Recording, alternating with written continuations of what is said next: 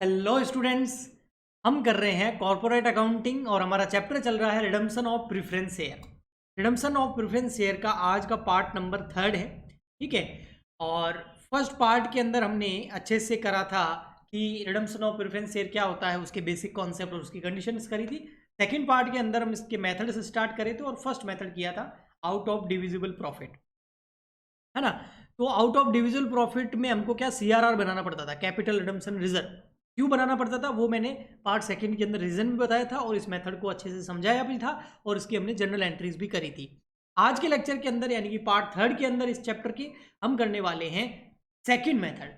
यानी कि second method क्या है, आइए हम इसको अच्छे से आज के लेक्चर के अंदर समझते हैं। तो यहाँ पर मैंने हेडिंग डाल दी है, ये देखिए, redemption of preference share out of proceeds of the new या fresh share, new and fresh share issue करने से। ठीक है, issue of new and fresh share.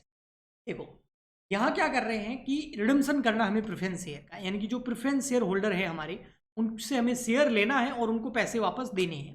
Okay, तो इसके लिए पैसा चाहिए, फर्स्ट पॉइंट। और सेकंड पॉइंट, हमारी कैपिटल भी कम नहीं होनी चाहिए। फर्स्ट मेथड में हम क्या करते थे, जैसे कैपिटल रिडम्पशन करेंगे तो कैपिटल कम होगी, क्योंकि अगर शेयर होल्डर को उनका पैसा वापस लौटाएंगे तो हमारी लायबिलिटी खत्म होगी ना, तो कैपिटल डिक्रीज हो जाएगी। तो कैपिटल डिक्रीज नहीं होनी चाहिए, लायबिलिटी में पैसा शेयर होल्डर फंड में कम नहीं पड़ना चाहिए, जिसकी वजह से लास्ट लेक्चर के अंदर मैंने बताया था कि फर्स्ट मेथड में हम क्या करते हैं, जैसे ही कैपिटल कम होती है तो उसकी जगह हम सीआरआर बना देते हैं। मैंने बताया था जैसे प्रेफरेंस शेयर कैपिटल का रिडम्पशन कर लिया तो वो जीरो हो गई, लेकिन उसकी जगह नया फंड आ गया सीआरआर, कैपिटल रिडम्पशन रिजर्व। तो दो चीजें, एक तो पैसा चाहिए, वो रिजर्व से मिल गया था फर्स्ट मेथड में, और जो कैपिटल कम हो रही थी उसकी कंपनसेशन के लिए, उसकी क्षतिपूर्ति के लिए हमने एक रिजर्व बना दिया, सीआरआर, कैपिटल रिडम्पशन रिजर्व, जिसकी वजह से शेयर होल्डर फंड मेंटेन रह गया। सेकेंड मेथड के भी हमें दो चीजों की जरूरत है, एक तो पैसे की जरूरत है, तो हम यहाँ क्या कर रहे हैं, नए शेयर इशू कर रहे हैं, बिल्कुल फ्रेश नहीं, न्यू शेयर इशू कर रहे हैं मार्केट में। वो इक्विटी हो सकते हैं, प्रेफरेंस हो सकते हैं, और उससे क्या आएगा, पैसा आएगा। तो पैसों की जरूरत पूरी हो गई, अब हम उस पैसे से रिडम्पशन कर लेंगे प्रेफरेंस शेयर्स का। और सेकंड चीज एक और अपने आप ऑटोमेटिक हो गई, अब हमको सीआरआर बनाने की जरूरत ही नहीं है, क्योंकि प्रेफरेंस शेयर कैपिटल जाएगी तो उसकी जगह न्यू शेयर इशू करने से नई कैपिटल भी तो आएगी, है ना।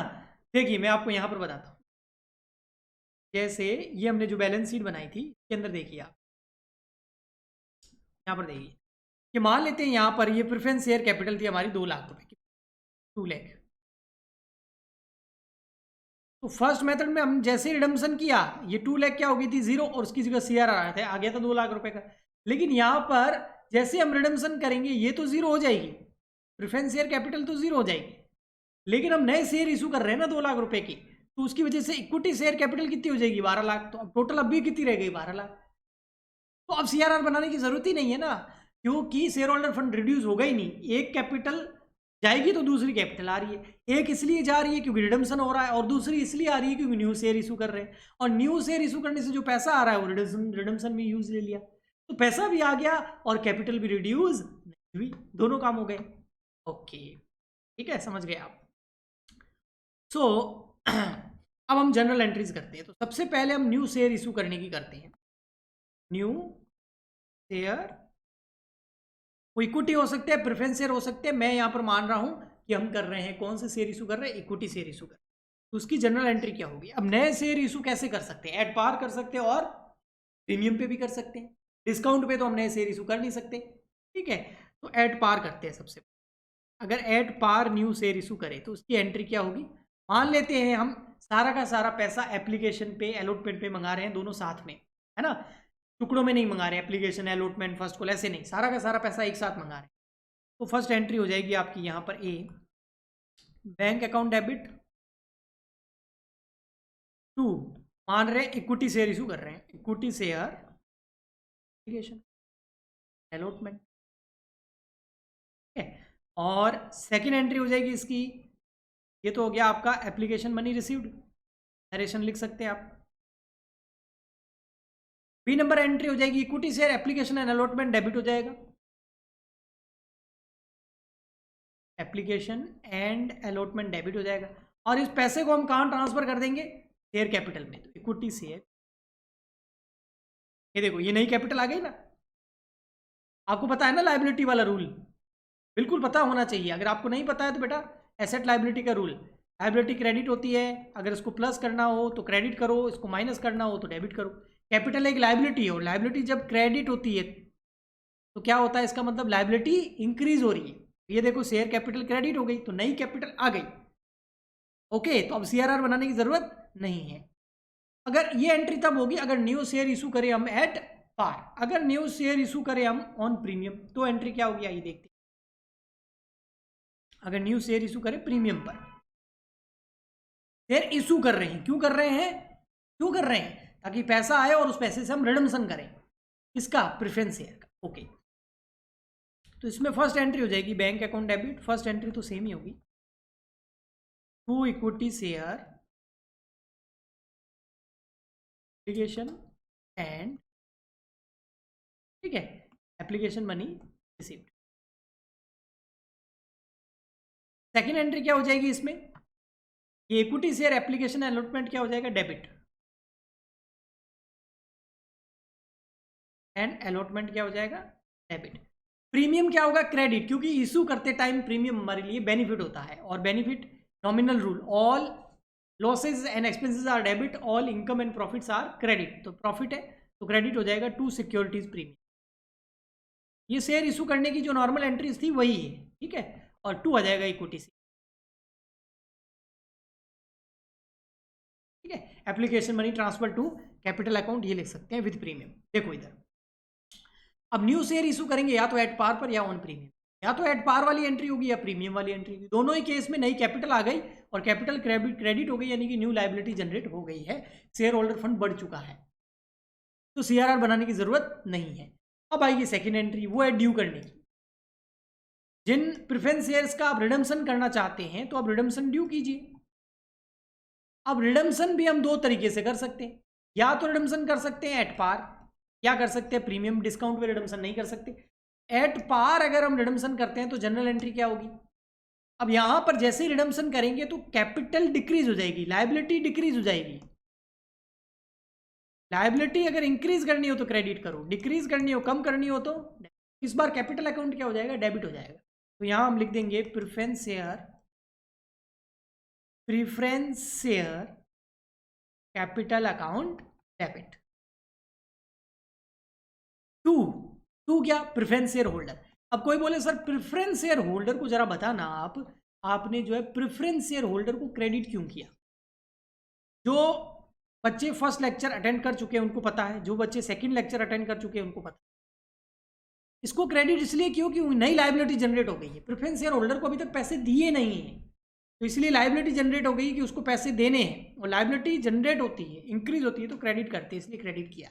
जब पैसा दे देंगे तो उसको डेबिट कर देंगे, और डेबिट करेंगे तो लाइबिलिटी कम हो जाएगी क्योंकि पैसा दे दिया उनको।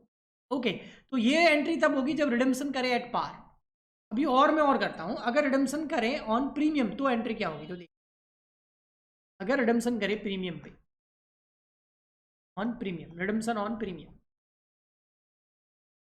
तो अगर प्रीमियम पे करेंगे तो कैपिटल तो कम होगी, तो percentage preference share capital account debit, ठीक है।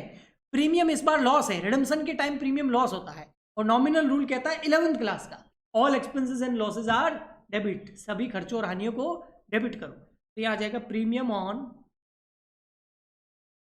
Redemption of preference share account debit, और टू क्रेडिट क्या हो जाएगा, प्रेफरेंस शेयर होल्डर, पैसा देना है इनको, प्रीमियम सहित देना है इस बार तो, ठीक है। लेकिन अब देखो, या तो रिडम्पशन एट पार होगा तो फर्स्ट वाली ये एंट्री होगी, ये वाली, और अगर रिडम्पशन ऑन प्रीमियम होता है तो फिर ये वाली होगी।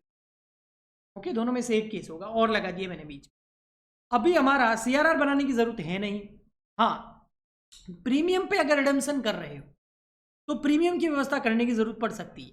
तो प्रीमियम की व्यवस्था कहां से करनी, सीआरआर तो नहीं बनाना, लेकिन प्रीमियम की व्यवस्था हमें करनी पड़ सकती है। तो entry number 3, if share,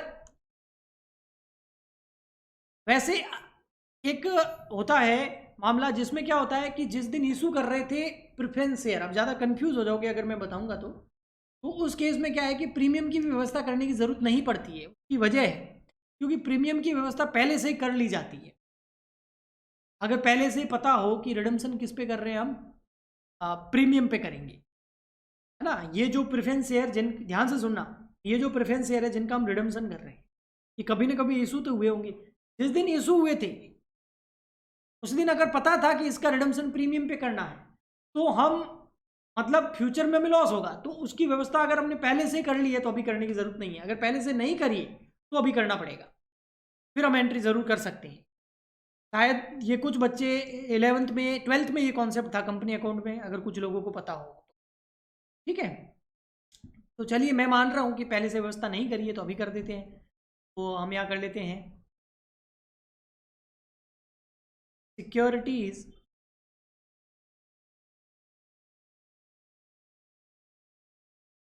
premium account debit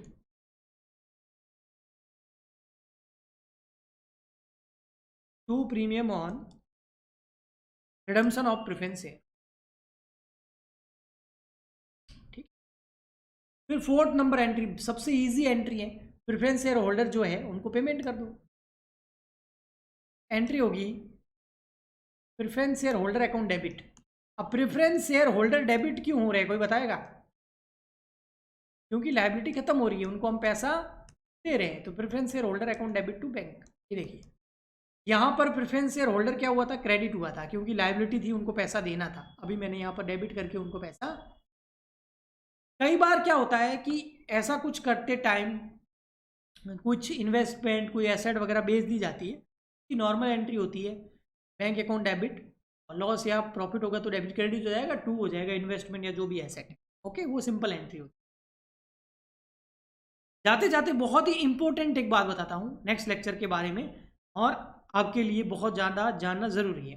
देखिए, क्या मैंने बोला था, ये 3 मेथड है, तो एक्चुअल में मेथड तो 3 ही है। ठीक है, एक तो out of divisible profit, proceed from fresh issue equity share या प्रेफरेंस शेयर, या कन्वर्जन।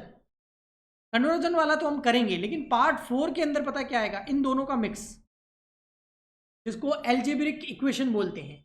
तो हम एल्जेब्रिक इक्वेशन बनाना सीखेंगे, और उस इक्वेशन की हेल्प से हम ये सीखेंगे कि कैसे इन दोनों को मिला करके कंपाउंड करके हम रिडम्पशन कर सकते हैं। यानी कि कुछ रिडम्पशन के लिए रिजर्व यूज करना है, और जैसे 2 लाख रुपए की ज़रूरत है प्रेफरेंस शेयर का रिडम्पशन करने के लिए, preference share capital 2 lakh rupees की, 2 लाख रुपीज़ चाहिए, तो कुछ पैसा हमारे पास रिजर्व में पड़ा है जैसे कुछ, और इसके अलावा जो पैसा हमारे पास रिजर्व में नहीं है उसके लिए हम क्या करेंगे, नए शेयर इशू करेंगे। तो दोनों का मिक्स एक क्वेश्चन आएगा, अगले लेक्चर में अच्छे से समझाऊंगा। इंपॉर्टेंट बात ये थी कि नेक्स्ट लेक्चर पार्ट सी में ये आएगा, फिर पार्ट 4 में आपका कन्वर्जन आएगा। अब ये नोट्स जो मैं यहाँ पर लिखवा रहा हूँ, ये सारी एंट्रीज वगैरह, अगर आपको ये चाहिए तो आपको पता है ये कहाँ मिलेगा? हाँ, ये आपको मिलेगा बिल्कुल, अभी इस लेक्चर के बाद में मैं अपलोड करने वाला हूँ। अब आप पूछोगे सर कहाँ? हमारे टेलीग्राम चैनल पर। जी हाँ, हमारे टेलीग्राम चैनल है @CWG4BCom। इस चैनल, टेलीग्राम चैनल है, टेलीग्राम में एप्लीकेशन है, उसको इंस्टॉल कर लीजिए। उस चैनल पर CWG4BCom जो यूट्यूब चैनल है, इसी नाम से टेलीग्राम चैनल है, उस पर मैं ये स्लाइड्स अभी अपलोड कर दूंगा, नेक्स्ट लेक्चर की भी करूँगा, तो आप वहाँ से इनको डाउनलोड कर सकते हैं।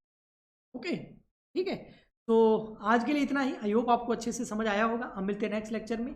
बस ये वीडियो अच्छा लगा है तो लाइक कीजिए, अगर औरों की हेल्प करना चाहते हैं तो शेयर कीजिए, और वीडियो चाहते हैं तो सब्सक्राइब कीजिए, और कुछ पूछना चाहते हैं तो कमेंट कीजिए।